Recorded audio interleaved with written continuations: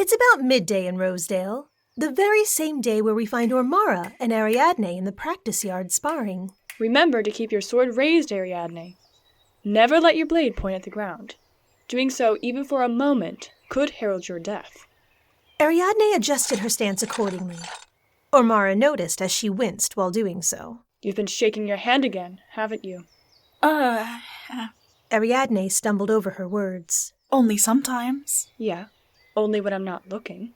Ariadne looked away, ashamed to admit the truth. I'll show you what an attitude like that will get you. Ormara raised her sword, the blade far wider than Ariadne's, though not much longer. With both hands on the long black leather hilt, she whacked the princess on her hip. And once Ariadne doubled over, she hit her shoulder. That hurt. Ariadne, listen to me very closely. The tone shift in her mentor's voice informed Ariadne that she wasn't joking. I've been hit with rocks before. In my hands, ribs, you name it. I've also been struck with blunt objects. I know what the wounds feel like, but more importantly, I know what they look like. You may hide your wounds well from everyone else, but nothing gets past my eyes. I may not understand how you sustained all your injuries, but I'm willing to bet that I can take a pretty good guess. Now, I'm doing my best to prepare you so that it won't happen again, but I need you to take this seriously. Yes, Lady Ormara. Can you do that for me? I can. I also happen to know that you've been taking the Dreamless drink, so I figure that whatever's bothering you is one hell of an unpleasant experience. Not that it's my place, but I want you to know that my door is open to very few, but it will always be open for you and your brother. Thank you, Lady Ormara. I appreciate it, but really, I'm okay. Well, I can see that you certainly have your father's truthfulness within you. I suppose I'll also have to teach you how to become a better liar, too. But as for now, stand, draw, and don't put your sword toward the ground again. Understand? Yes, Lady Ormara, I understand. With Ormara's new advice, Ariadne fought stronger and smarter, correctly parrying blows that, mere moments ago, would have been lethal in a real fight. In a far corner of the yard, Adrien was next to his friend Arianna while he tinkered with a series of miscellaneous objects in a box. Now, watch this. If I put this hook here and attach this rope around my shoulders, I can effectively turn my arm into a crossbow with just an extension of my elbow. I don't know, Adie. That looks kinda dangerous. It isn't. At least, it shouldn't be. Adrien stood. The contraption he constructed resembled a slingshot with a series of pulleys surrounding his upper body.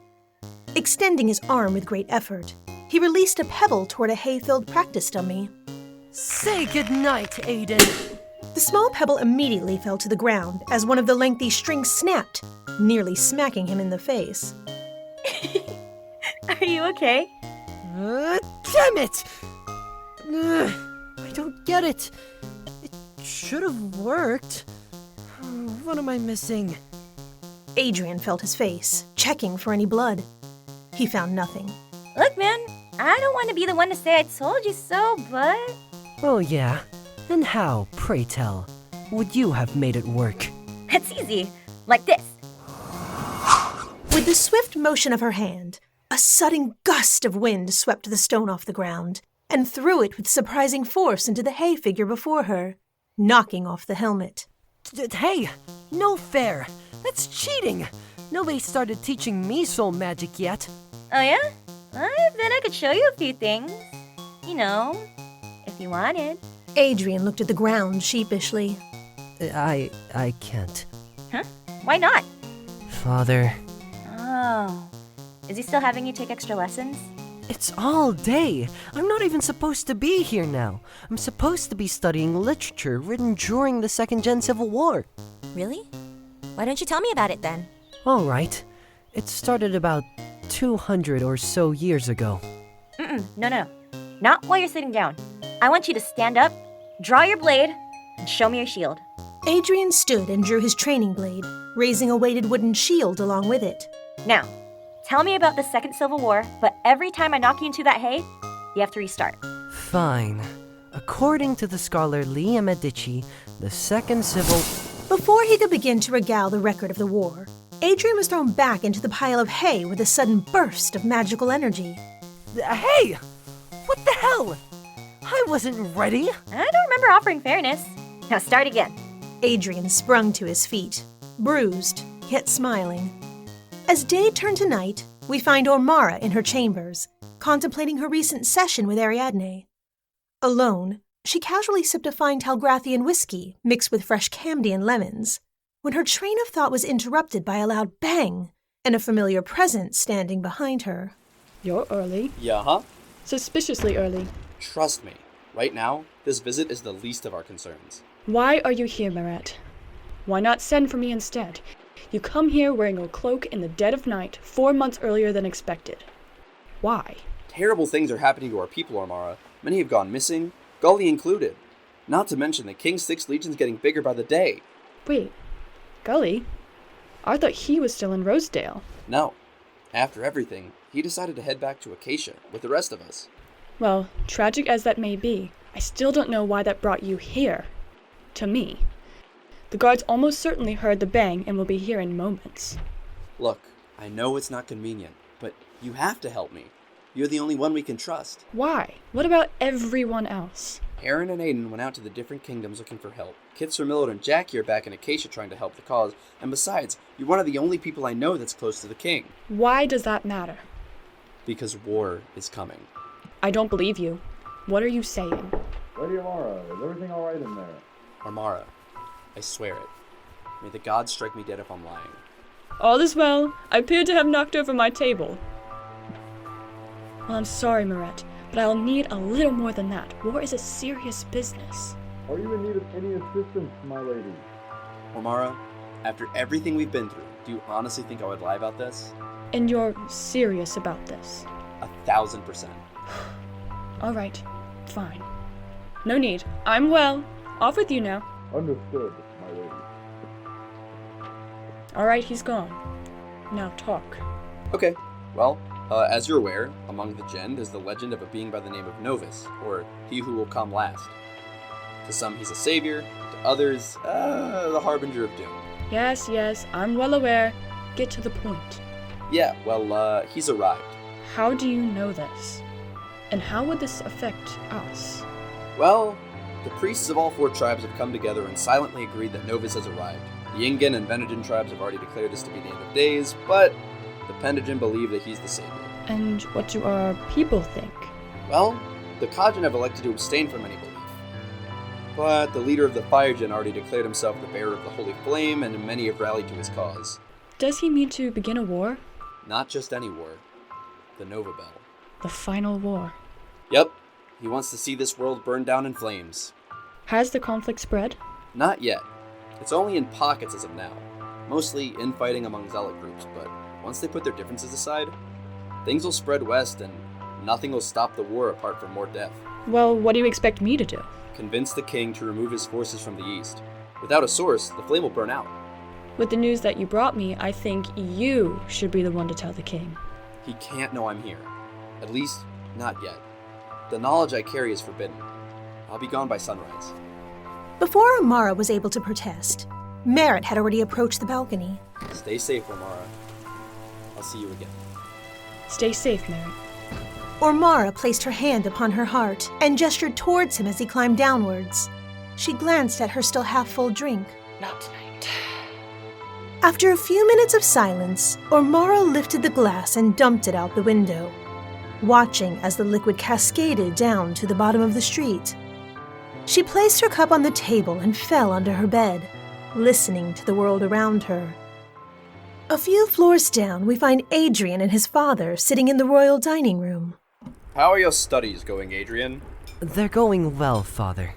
Excellent. And what have you been looking at recently? I've been studying the Gen's Second Civil War. Ah, yes. And who could forget? Now, can you tell me why it started? According to Lia Medici, the Civil War started because... No. I don't want to know what your book said. I want to know why you think it started. Well, it seems as though the people were dissatisfied with the government's leadership under the Ingen theocracy, so they rose to establish their own form of government. And what happened after the Civil War? The other 3 tribes had the fire priests and leadership executed, leading to the creation of the Elder Council. Very good, Adrien. What happened after that? Well, some of the fire gen escaped, and they started an insurgent group that led a quiet war for many years. Eventually, the council allowed the Ingen representatives to join the Elder Council, and the fighting stopped, leading to the peace that has remained for many years. That is certainly an interesting interpretation, Adrien. Interesting, but naive. Adrien stopped cutting the slab of ham that sat on his plate. Really? And what would your interpretation be? King Nicolás took a large bite from a tomato and placed down his fork. Clearing his throat, he spoke. It is true that the Ingen theocracy lost the Civil War, but it could have been prevented in the first place. By being less oppressive to their people? No, by keeping control of their people. What do you mean? If the Fire Gen did not allow the situation to spiral out of control, then the Civil War would have never happened. But isn't it better for the Gen people now that the Ingen is out of power? This isn't a moral question, Adrien. It's a political one. Shouldn't they be the same? Well?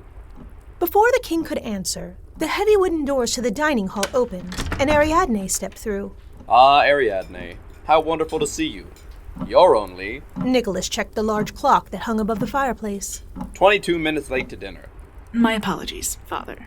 I lost track of time. No matter. I was just finishing up a conversation with Adrien. Please, sit.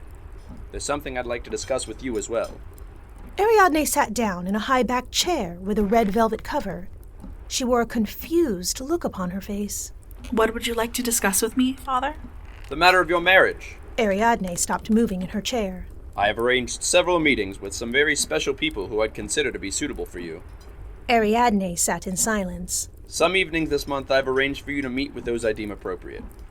I do enjoy having you at dinners, but you must meet them at some point.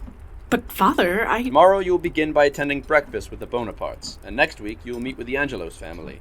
But I don't want to. Entirely out of the question. The Bonapartes have 4 sons of suitable age, and the Angelos family have 5. I believe you remember Leonidas. I vaguely remember you two having lessons together at one point or another. I will not. You will. I'm going to take my meal in the next room. You will stay exactly where you are. This is a family discussion. Now, Ariadne, Leonidas Angelos is a wonderful man. He's well-built, handsome, and wise beyond his years. But, Father, you aren't even listening to me. If you like him so much, why don't you marry him? I am your father. For too long now have I allowed you to gallivant around the country and this castle. It's about time that you were responsible and did your duty to this family. You've brought disgrace to this kingdom, and I will stand for it no longer. From now on, I say, you do. I order, you obey. You're lucky I'm even allowing you to choose your husband. If I had any sense in the world, I would have given the throne to Adrien by now. At least he pretends to have his shit together. Nick. The shouting match had drowned out the sound of Ormara entering the room. What do you want? I need to speak with you in the other room. Let me finish this conversation. No, let's go. You dare to order the king around? Like I'm some... If you have a problem with it, call the guards. King Nicolás slowly stood up, red in the face. This conversation is not over. A cart will be prepared to take you to the Bonaparte estate at 7 sharp. Am I understood? Ariadne bared her teeth, gripping the armrests on her chair. Am I understood? Yes. Ormara held the door and the king walked through. The 2 siblings silently sat in their chairs, listening to their elders scream at each other. He's changed. After a bit of silence from Ariadne, she responded to her brother. I never should have come back. No. You should have never left. That's not fair. More silence followed for several long moments, until the quiet was deafening. I'm going to my room. Don't let him find you in here when he comes back. Good night, Adrien. Good night, Ariadne. I love you. Yeah, sure. Love you too.